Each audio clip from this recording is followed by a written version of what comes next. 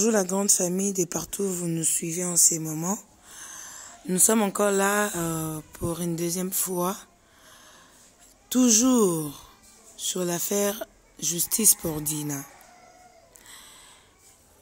Je dirais que nos frères africains, nous-mêmes les Africains, nous faisons du mal. Si les étrangers ont réussi à ôter la vie à Dina, notre petite Dina, qui a été assassinée en Turquie, c'est parce que nos frères africains ont quelque chose à voir aussi là-dedans. Les frères africains qui sont partis avant en Turquie, alors pour eux, ils ont trouvé comme moyen de gagne-pain, moyen de se faire de l'argent, moyen pour eux de gagner leur pain quotidien, c'est vendre leurs sœurs qui viennent en Turquie. La petite Dina a été assassinée, mais vendue par ses propres frères gabonais. Ce ne sont pas les frères étrangers comme Congolais, Ivoiriens, Maliens, etc., etc. Mais ceux qui ont vendu la petite Dina, ce sont ses frères. Comme on dit en portugais, c'est os conteranos. Ces frères gabonais qui ont vendu la petite Dina. Et aujourd'hui, elle est morte. Elle n'est plus. Je ne sais pas s'ils vont faire comment pour rembourser l'argent d'autrui qu'ils ont eu. Donc, je ne sais pas pour eux, c'est du business ou quoi. Quand vous partez à l'étranger et que tu n'as rien à faire, fais les petits boulots. Balaye la rue. Fais le ménage. Au restaurant, fais la vaisselle. Et gagne ton argent propre. Arrête de gagner l'argent sale. Vous faites de l'argent sale en vendant le fille d'autrui. Entre nous-mêmes, Africains, s'il n'y a pas l'amour, crois-tu qu'un étranger va t'aimer plus que ton frère? C'est quoi ces pratiques même? C'est quoi ce genre de pratiques? Vous vendez vos frères, vos sœurs plutôt, je voudrais dire, à cause d'argent. C'est quoi ce genre de comportement? Ce n'est pas digne, ce n'est pas digne. Nous, Africains, il faut avoir de l'amour. Pourquoi faire ces genres de choses, Africains, chers Africains? Pourquoi faire ces genres de choses? Nous sommes tous unis, nous sommes deux frères.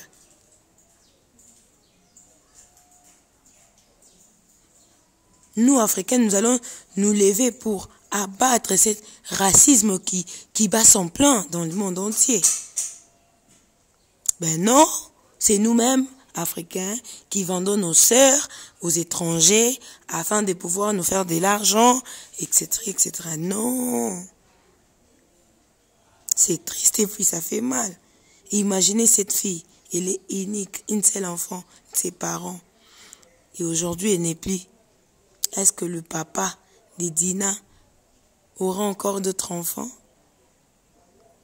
Pourquoi faire du mal à la famille comme ça? Pourquoi?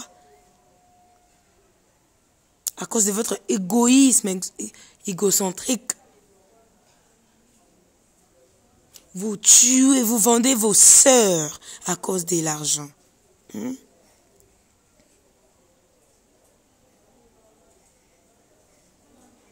Non, non, non, non, non. Je n'arrive pas à admettre cela, moi. Je n'arrive pas.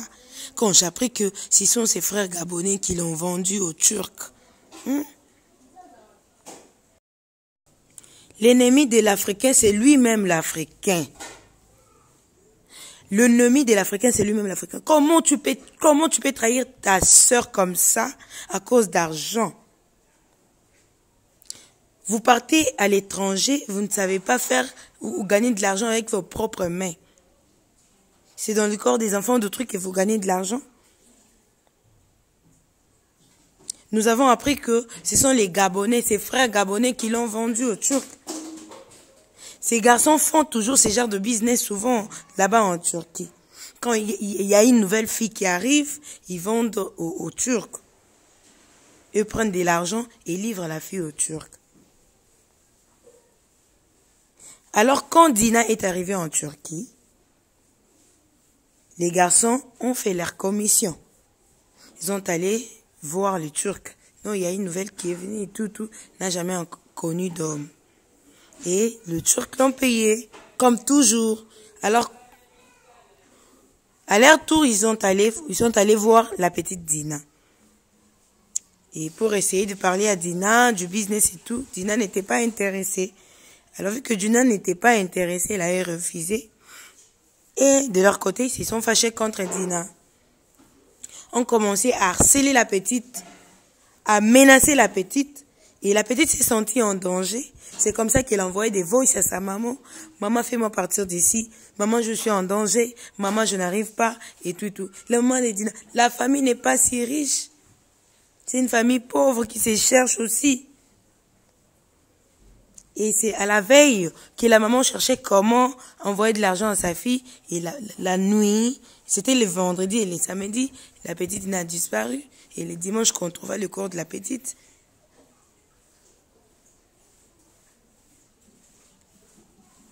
Ils ont reçu de l'argent auprès des Turcs.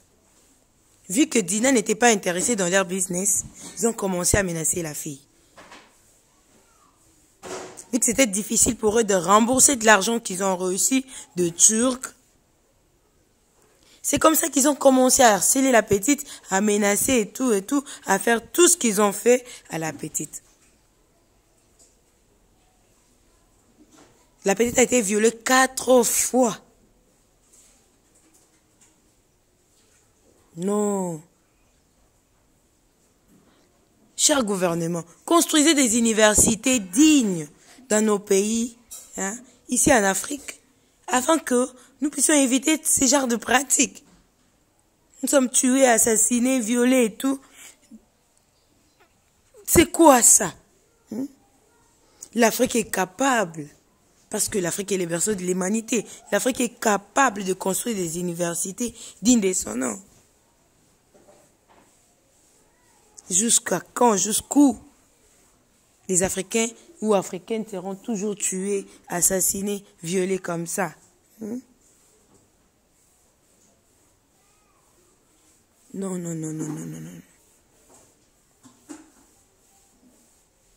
C'est vraiment inconcevable et déplorable. Je vais vous laisser suivre le témoignage d'une de fille qui a aussi vécu ce genre de pratique à l'étranger. Suivons et puis nous allons continuer. Seigneur, c'est quoi ça? C'est quelle vie? Et tu vas voir, même elle a été violée par le concours des Africains. Parce que l'Africain te tue à petit feu. L'Africain t'expose, il te vend, il te tue à petit feu. Elles sont là-bas, elles sont cloisées dans les maisons. Elles sont surveillées, elles sont menacées de mort, ma coach. C'est vraiment des étudiantes, elles sont nombreuses. Il y a même d'autres, elles n'étudient même plus. Il y a d'autres, elles sont... Moi, je suis partie en tant qu'étudiante. Je n'ai jamais mis mes pieds à l'université, ma coach. Je n'ai jamais mis mes pieds à l'université. Je suis arrivée sur ce territoire. J'ai fait 1 semaine. J'ai vu, j'ai jugé. J'ai appelé ma maman au Cameroun. J'ai dit, maman, maman, s'il te plaît, si tu me laisses ici, je vais mourir. Je vais mourir, je vais partir en Grèce. Aide-moi. Mais j'ai eu la chance d'avoir une maman qui me comprenait. Alors qu'on avait mon année universitaire était valide. J'ai laissé tout, ma coach. Je suis partie. Parce qu'il fallait fuir. Il fallait vraiment fuir. Mais ce qu'il y a là-bas, non. Je n'ai pas encore vu. Je suis en Allemagne aujourd'hui, mais je n'ai pas encore vu. Je ne souhaite à aucune fille. Même dans les prisons, j'ai fait 2 fois la prison quand on cherchait la traversée. Dans les prisons, on les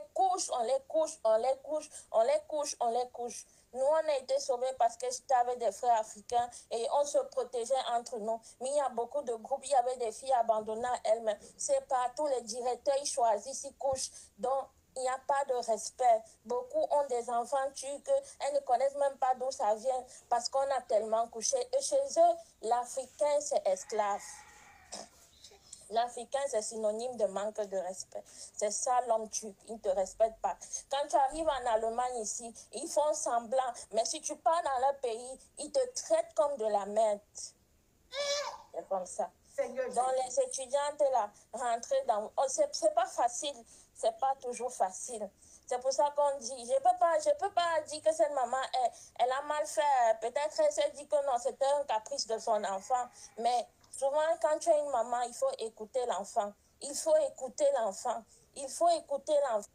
Je suis allée travailler, le patron me dit d'aller chercher une boisson dans la cave. Je suis allée, il m'a enlevé dans le viseur de la caméra de surveillance. Il m'a mis à côté, il a mis ses mains dans mes trucs. Vous voulez qu'on parle? Et moi, j'étais à Moula. Vous allez dire aussi que Moula, c'est un petit village. Il y a Bodrum, il y a Marmaris dans Moula. Vous voulez dire quoi? C'est juste quelqu'un qui amène les jeunes filles là-bas. Et je suis prêt à mettre ma main à couper. Un businessman en Turquie et un étudiant, ce n'est pas la même chose. On est d'accord? Comme je l'ai dit précédemment, la Turquie, c'est un pays pour le business. Tu vas, tu fais des va-et-vient, tu prends tes marchandises, tu revends. Ce n'est pas pour les étudiants. Donc, les parents, il y a des parents qui me regardent ici. J'ai vu que le live partait dans un sens où il vient et dit, ah non, c'est comme ça, c'est comme ça. Lui, il est là-bas, il y a sa petite soeur. Forcément, il y a sa petite soeur.